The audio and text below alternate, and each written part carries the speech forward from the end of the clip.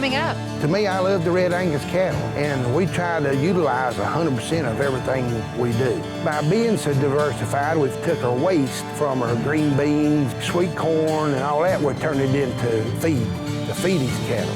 Hear the story of how a Christmas tree farmer in North Carolina created a diverse and sustainable ag enterprise, next on The American Rancher.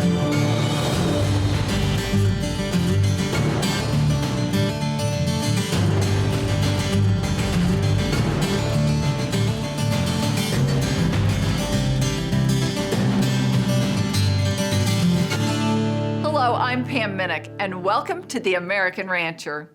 Mitchell Bottomley and his brothers operate Bottomley Evergreens and Farms, a diverse farming, ranching, and refrigerated trucking operation in North Carolina near the Virginia border. Their significant farming operation thrives in the cool Blue Ridge mountain air and supplies a large section of the East Coast with everything from kale to Christmas trees. Rain is abundant, and so are opportunities. But for the Bottomleys, sustainability is a major part of their success.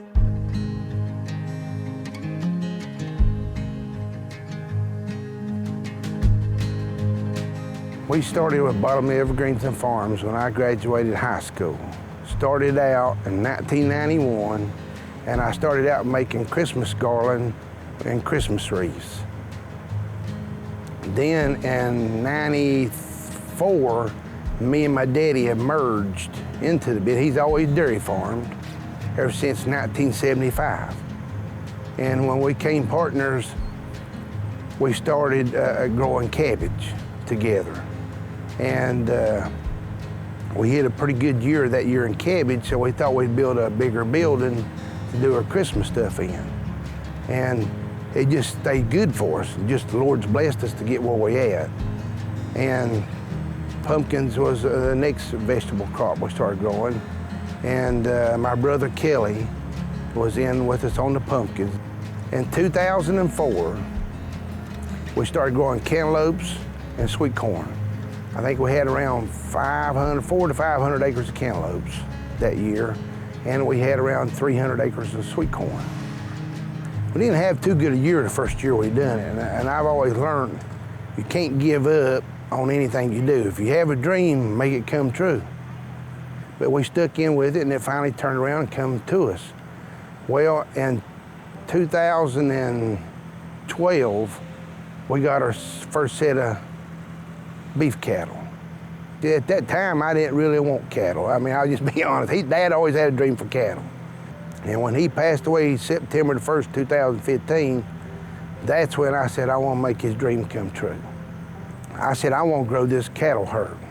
And in the meantime, we started growing kale, collards, mustard, and turnip greens.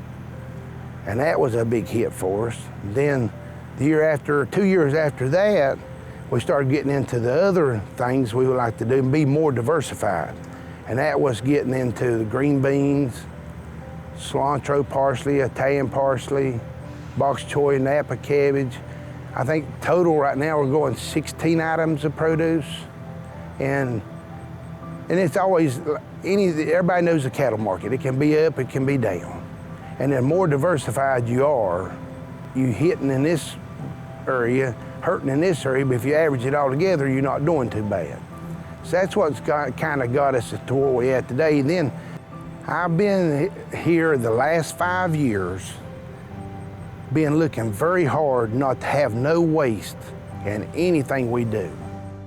By being so diversified, we've took our waste from our green beans and our cabbage and sweet corn and all that, we turned it into feed, to feed these cattle. The year that we started having so much waste in the vegetables, it was getting hard for us to just dump it in these fields and having waste with it. So I said, let's send some of this stuff off and let's do some tests on it and see what's in it, see what the protein levels is, see what the starch, energy, all that stuff. And we started sending it off and it's coming back. I said, darn, this is pretty good stuff. It ain't as bad as we thought it was.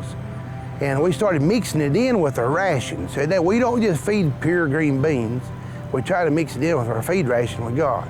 And that's really helped us. And I'll be honest with you, When you start feeding this stuff, they'll root out the silage and stuff just to get to the vegetables. So, I mean, the cattle likes it.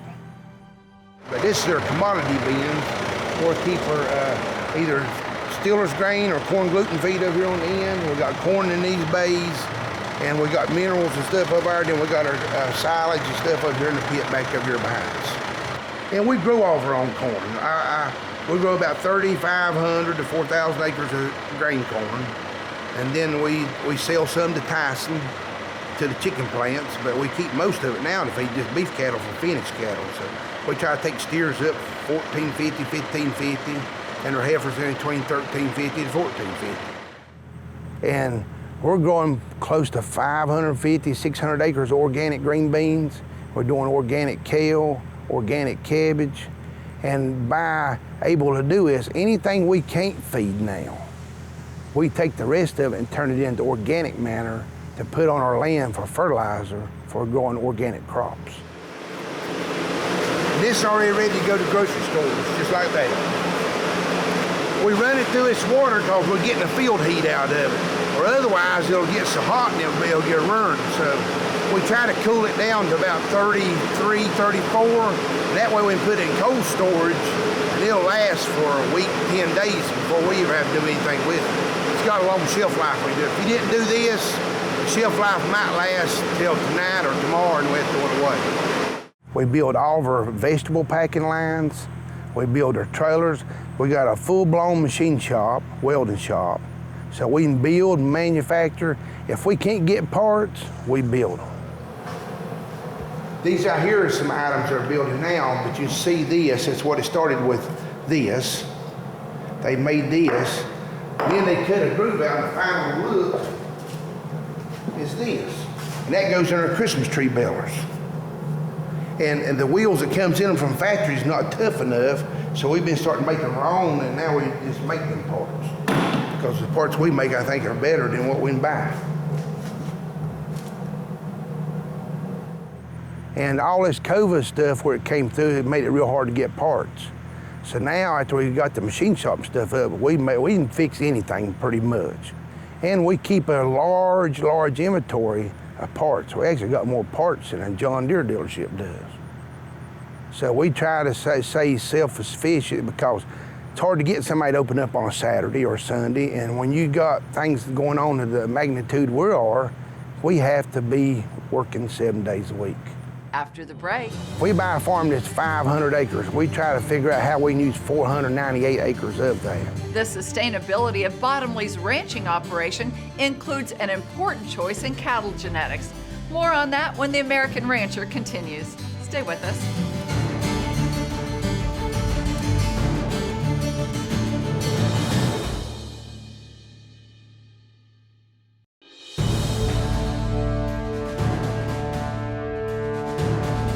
Welcome back to the American Rancher.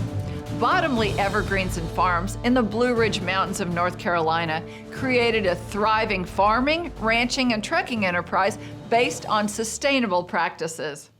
Every system and process is analyzed for long-term adaptability, efficiency, and profitability. And when Mitchell Bottomley chose cattle for the ranching operation, he chose Red Angus. We started out on the cattle side with all black Angus. And we were starting to cross them with like Semitalls. You gotta have a little bit of cross in your cattle to get growth and get carcass.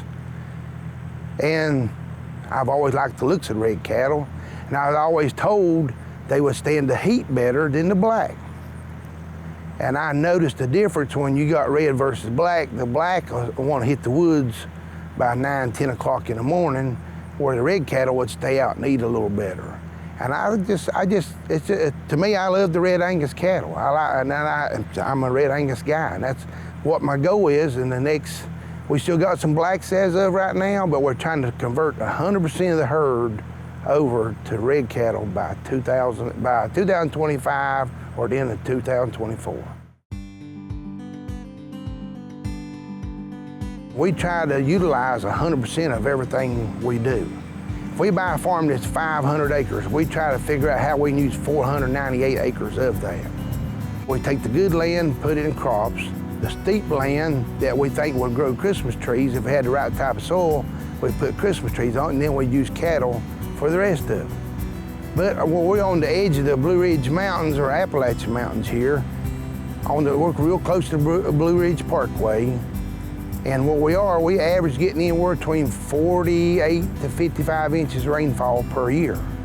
So we actually get pretty good grass growth. And my goal is always run 1 cow and calf per acre.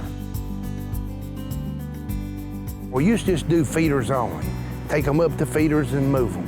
And we don't sell nothing now, hardly to nobody. We take now from birth all the way to the kill stage, 100% of our head of cattle.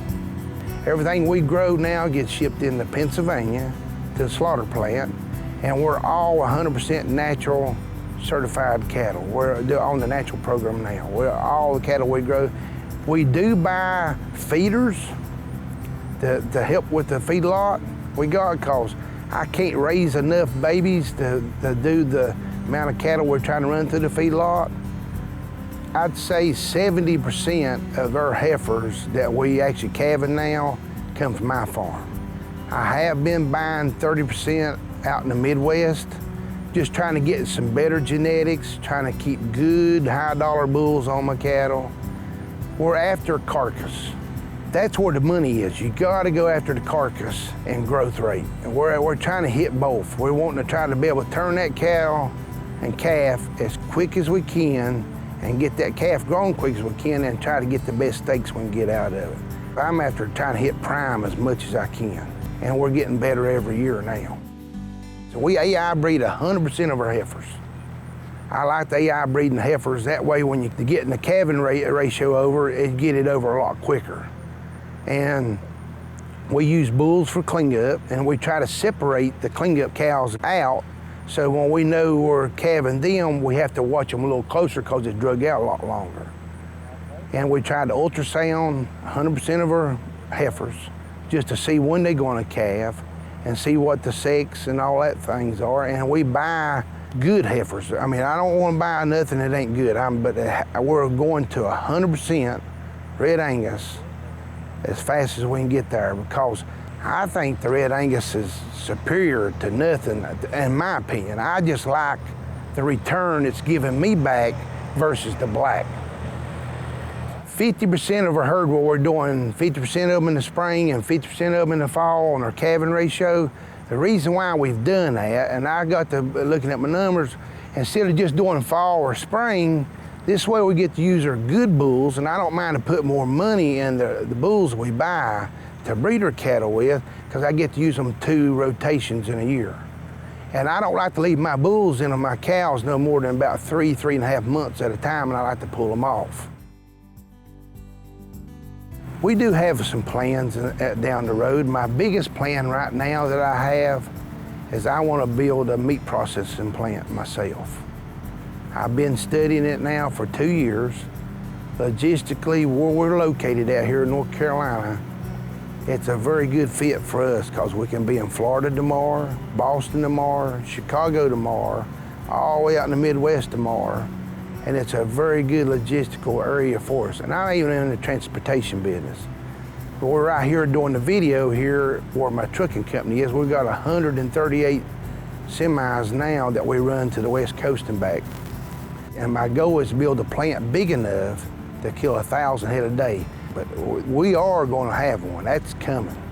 That's my dream, and I want to have it. I've always wanted to be able to take a calf that's born from the cow, and I want to be able to have it ready to put on the plate that you have at your house. Up next. Those Red Angus heifer calves will bring as much as their steer mates, and that's because they make such great replacement females. See why Red Angus females are getting so much attention around the beef industry.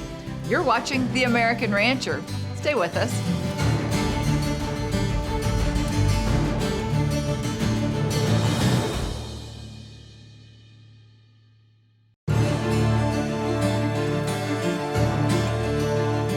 Welcome back to The American Rancher.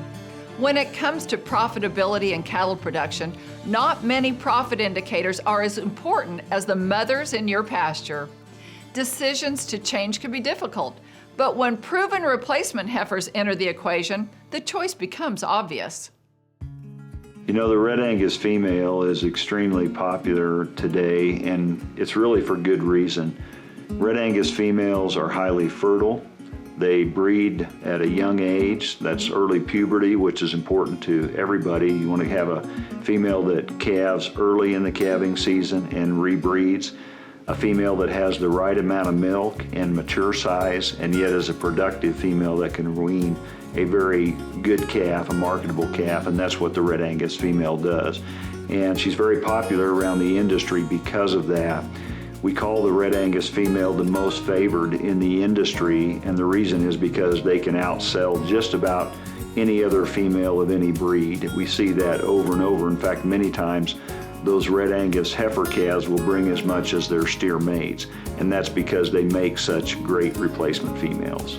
We've seen a real advantage to that Red Angus female, especially when we study data compiled by Kansas State University of the Superior Livestock Auctions that was compiled by Merck Animal Health. We found that Red Angus heifer will bring anywhere from $3 to $11 a hundredweight more than other breed sire types. The breeds included in that would be a British on British cross, a British on Continental cross, Angus, and Charolais. The Red Angus bred heifer is also commanding top value at market. We've seen a $134 price advantage of a Red Angus bred heifer over any other breed sire type. Those would be the breeds that were included in the heifer study. Since its inception, Red Angus has been known for producing high-quality females, the traits that ranchers can use to be profitable, the mothering ability, the milking ability, the docility, all of those traits that make excellent females. We really feel like that, combined with this extra market value, has really pushed ranchers to capture that extra market value in those good females. The Red Angus Association of America works hard to keep the marketability of Red Angus cattle going strong. One of the most important services is the Feeder Calf Certification Program.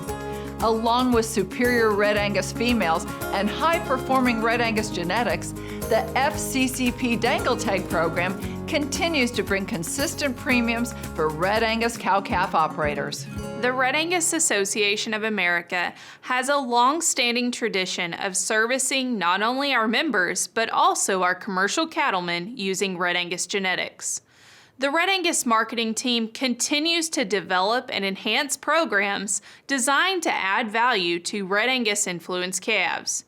One of the greatest success stories to come from the Red Angus Association is the Feeder Calf Certification Program. The Red Angus Yellow Tag represents the industry's longest-standing age, source, and genetic USDA process verified program. FCCP enrollment has grown consistently since the program's inception over 25 years ago, which is not surprising considering its affordability and significant return on investment. Calves wearing the yellow FCCP tag or EID are identified as having at least 50% registered Red Angus bloodlines.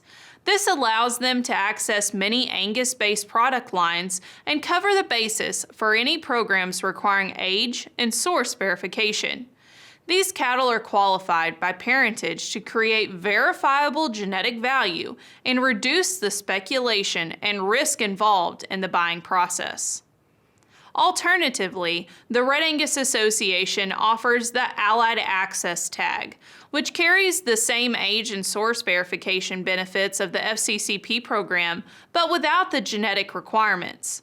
This program is designed for producers utilizing a planned crossbreeding program and has the same easy enrollment process as the Feeder Calf Certification Program.